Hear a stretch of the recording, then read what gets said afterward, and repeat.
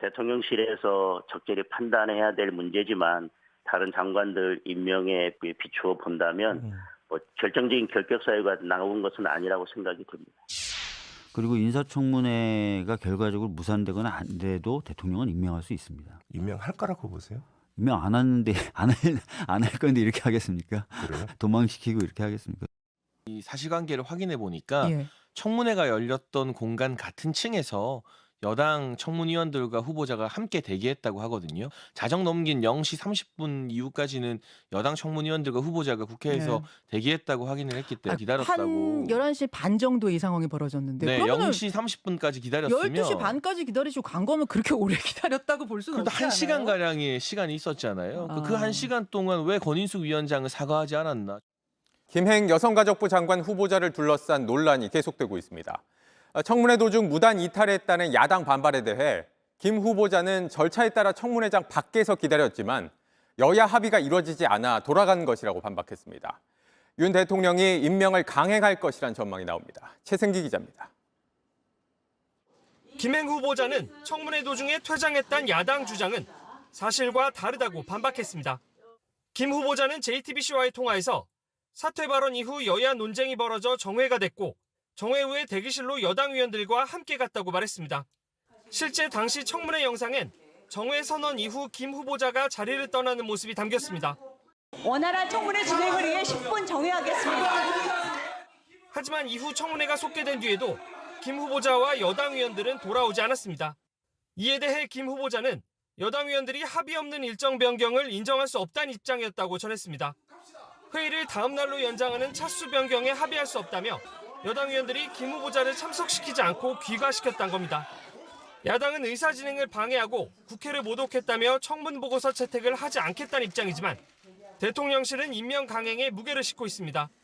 윤석열 대통령이 인사청문 요청안을 국회로 보낸 건 지난달 15일. 인사청문 기한이 만료됐기 때문에 언제든 김 후보자를 임명할 수 있는 상황입니다. 대통령실 일각에선 오는 11일 강서구청장 보궐선거 직후 임명될 가능성이 크다는 전망이 나옵니다. 윤 대통령이 김 후보자의 임명을 강행하면 청문 보고서 채택 없이 임명된 19번째 고위공직자가 됩니다. JTBC 최승기입니다. 야당은 김행 후보자에 대한 청문회를 계속해야 한다는 입장이지만 현행법상 이걸 강제할 방법은 없습니다. 이런 가운데 민주당은 이른바 김행 방지법이라며 청문회에 안 나오거나 중도 이탈할 경우 처벌하는 법안을 내기로 했습니다. 이희정 기자입니다. 후보자 앉으세요. 후보자 앉으세요. 김행 후보자는 국민의힘 의원들과 함께 청문회장을 나간 뒤 다시 돌아오지 않았습니다. 이튿날 야당 단독으로 청문회를 열었지만 김 후보자와 여당은 불참했습니다. 민주당은 이처럼 청문회에서의 돌출 행동을 막고 출석을 강제할 수 있도록 인사청문회법 개정을 추진하겠다고 밝혔습니다. 김행방불명이라는 초유의 사태는 각종 논란에 대한 명확한 해명을 듣고 싶어하던 국민들과 국회를 모욕한 행위입니다. 공직 후보자가 정당한 이유 없이 불출석하거나 중도 이탈한 경우를 사퇴로 보고 자료 제출을 거부해도 처벌할 수 있는 내용이 핵심입니다. 국민의힘은 청문회 편파 진행부터 사과하라고 맞받았습니다. 민주당은 자신들의 국회법 위반을 사죄하기는커녕 오히려 적반하장식으로 김행 후보자에게 주랭랑이라는 거짓 프레임을 씌우고 있습니다. 하지만 여권 일각에서조차 공직 후보자는 끝까지 자리를 지켰어야 했다는 지적이 이어졌습니다.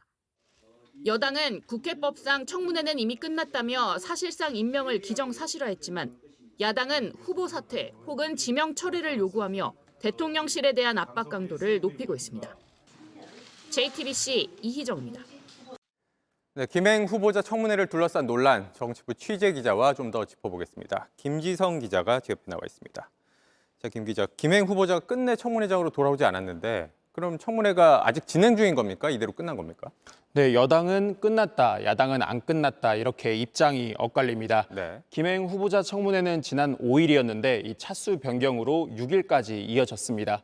국회 사무처에 확인을 해보니 이 국회법상 문제는 없다 이런 설명을 했습니다. 다만 국민의힘은 이 여야 협의가 원칙이기 때문에 받아들일 수 없다는 입장입니다. 이 여야가 계속 평행선을 달리면서 이 청문회가 다시 열리긴 어려울 것으로 보입니다. 네, 그런데 이게 청문회가 다시 안 열리더라도 대통령이 임명을 하는 데는 문제가 없는 상황인 거죠? 네, 그렇습니다. 현행법상 장관 임명은 국회 동의가 필요 없습니다. 네. 대통령이 국회에 임명 동의안을 제출하고 20일이 지나면 청문회가 열리든 안 열리든 그리고 청문회 도중이든 언제든 임명할 수 있습니다. 그리고 청문 보고서가 채택되지 않으면 대통령은 국회에 재송부를 요청할 수 있고 이 기간 내에도 채택되지 않으면 대통령이 임명을 강행해도 법적인 문제가 없습니다. 네, 그동안 뭐 청문회가 제 역할을 못한다 이럴 거면 청문회를 왜 계속 해야 되냐 이런 지적이 많았는데 이번에도 마찬가지 같습니다. 네, 그렇습니다. 이 청문회가 행정부 견제 기능을 하지 못하고 있다는 지적 끊이지 않고 있습니다. 네. 특히 이번 정부 들어서 1년 5개월 만에 18명이 청문 보고서 채택 없이 임명이 됐고 그리고 박순애 전 교육부 장관의 경우에는 청문회를 아예 거치지 않고 임명이 강행된 그런 사례도 있습니다. 그리고 이번에 김행 후보자 청문회를 거치면서 중도에 파행되고 또 후보자가 끝내 모습을 나타내지 않아도 이 대통령 뜻대로 임명이 가능한 상황이 다시 부각이 됐고 사실상 청문회가 제 기능을 못하고 있는 것 아니냐 이런 비판도 나오고 있습니다. 네. 그간 국회에서 인사청문 기간을 늘리거나 또 자료 제출을 강화하는 등의 대체 입법도 발의가 됐지만 여야가 뒤바뀔 때마다 입장도 달라지면서 사실상 논의는 거의 되지 못하고 있습니다. 네, 여기까지 듣겠습니다. 김지성 기자였습니다.